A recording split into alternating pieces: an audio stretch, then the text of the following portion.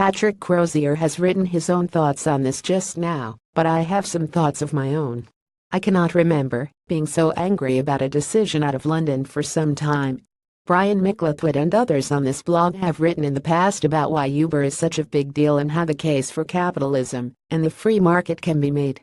And I have already seen evidence from people who are on the left side of the spectrum that they are angry about this ban in ways that are not always intellectually consistent, but also useful in showing how this could be a teachable moment about free enterprise. Consider that tens of thousands of Uber drivers will no longer be able to earn a living in this way. Sure, some of them will work for other taxi firms as they try to fill the gap that is left, but that will take a certain amount of time. Established taxi firms such as Addison Lee are no doubt delighted. Car leasing firms will see drivers sell up, causing goodness knows what troubles. Besides the drivers, there are also all those software and support service people who will be made redundant. Many of them are young and may not be all that political, some may even be quite leftist. What will they think of labor now? I wonder. All those bearded hipsters dreaming of creating clever businesses have been told, in essence, to fuck off unless you do something that doesn't challenge anyone too much. Great. For all that Mr. Khan likes to strike poses as being more supposedly electable than Jeremy Corbyn, he shows that under all the different images, he is an advocate of rent-seeking socialism, happy to play to whatever unionized groups are around. He talks endlessly about the need for more resources and has been remarkably useless as far as I can see in terms of making London safer overall. In fact, one safety casualty of banning Uber and similar entities is that it will once again be quite difficult at times for people to get a taxi, such as late at night and in bad weather, increasing the risks to people in certain situations.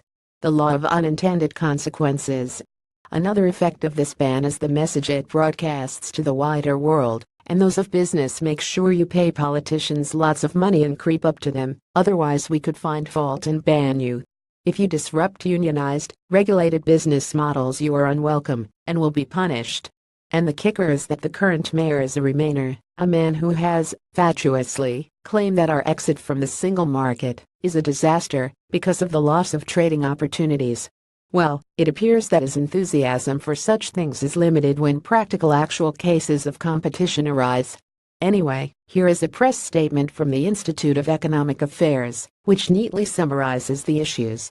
It comes from Mark Littlewood, Director General at the IEA. Transport for London's decision to not renew Uber's license strikes a huge blow to competition and innovation within London's transport market. If this ruling is upheld, it will ruin flexible working opportunities for the 40,000 city drivers who use the app, many for their livelihood, and many to top up low wages. The ruling also inconveniences the 3.5 million Londoners who regularly use the service and reasserts the dominance of the city's taxi cartel, which only the wealthiest residents can afford to use with any sense of frequency. Apps like Uber have a large role to play in our increasingly dynamic economy, and it is a mistake to cling on to outdated views of working arrangements. Uber is not an employer, it is simply a platform that allows drivers and customers to meet and trade under a specific set of rules. Banning Uber and clamping down on the gig economy more generally is a restriction upon freedom of choice, both for Uber's drivers and passengers.